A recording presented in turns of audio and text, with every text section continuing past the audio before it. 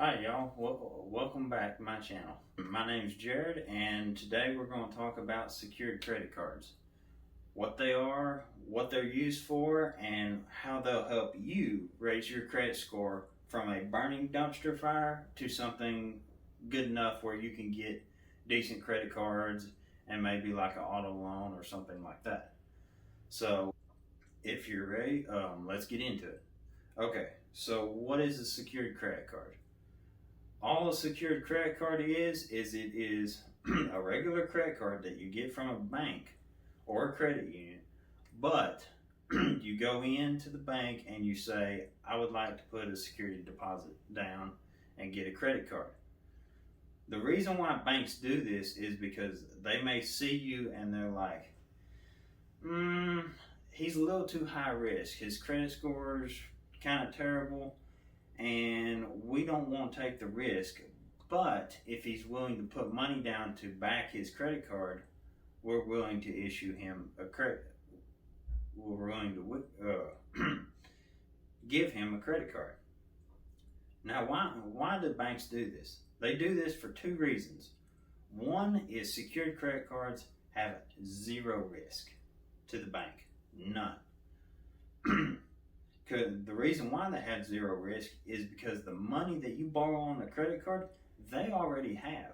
If you have a $200 limit, they already have $200. That $200 is sitting in like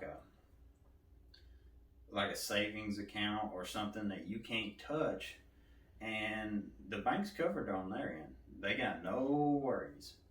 So that's one reason why they do it. Number two is they want to give people the ability to build credit that can't get a regular unsecured credit card.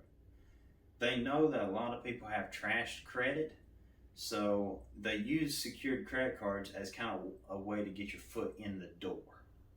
And they're really good. They're a really good way to do that. Now, so why would you want a secured credit card? Well,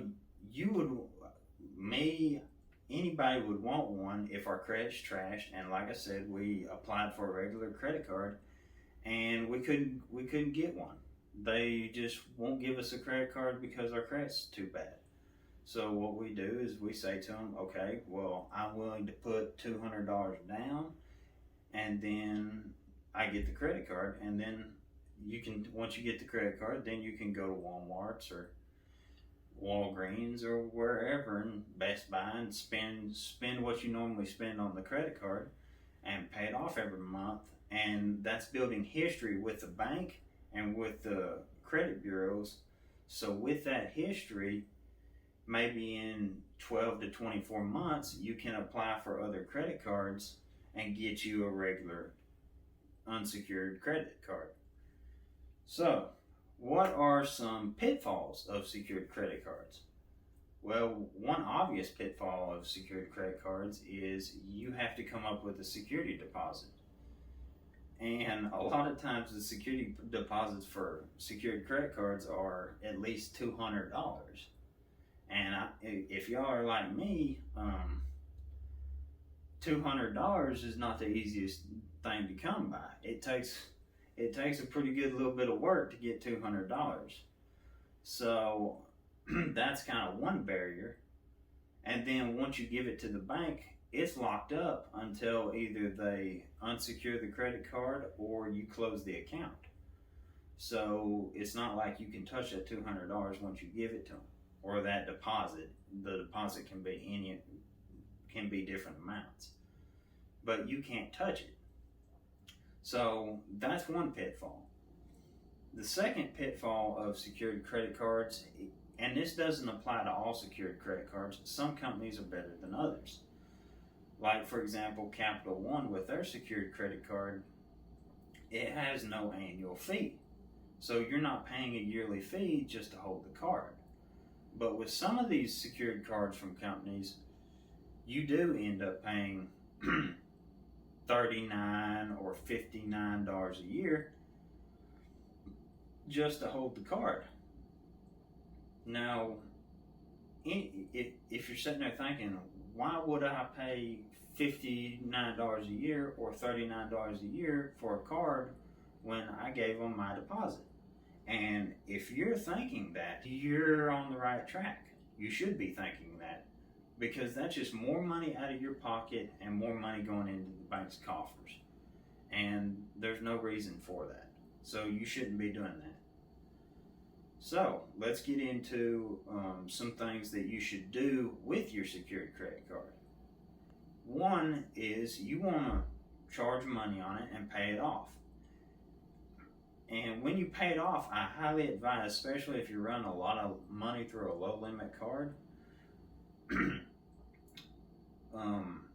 run your money through your card, but then, like, let's say every week, at the end of the week, go in and pay off the balance on the card. Don't let the balance stack up over the month, because if you do, even if you paid in full at the end of the month, that amount is still getting reported to the credit bureau, and that high balance might be detrimental to your credit score. So I would encourage you to pay it off about once a week for a little while. That way, one, you build up payment history, and two, you keep your credit card utilization low. The lower you can keep it, the faster your credit builds. So there's that.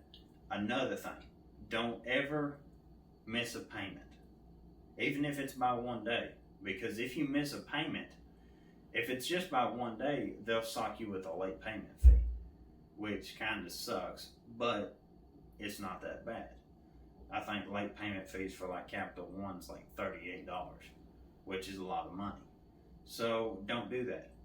But if you run like 15 or 30 days, well, I think it's 30. If you run 30 days late, then that gets reported to the credit bureau, and when that happens, bad things happen.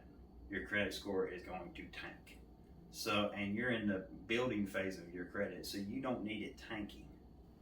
So pay off your credit card bill on time, in full. And another thing, do not leave balances on it. Don't just pay the minimum payment and think, oh, well, it's fine, I'll wait till 2 months later to pay it off. Because when you do that, you're paying 27, it's like 26.99 on some of them. You're paying anywhere from 20 to 30% interest a year on your credit card when you carry balances over. So don't ever carry balances over. It's a bad deal, bad habit to start. Don't do it. So, ladies and gentlemen, that is the rundown on secured credit cards. If that helps y'all out, please give this video a like, and please subscribe if this is the kind of thing you're interested in. And with that, y'all have a good day, and thank you for your time.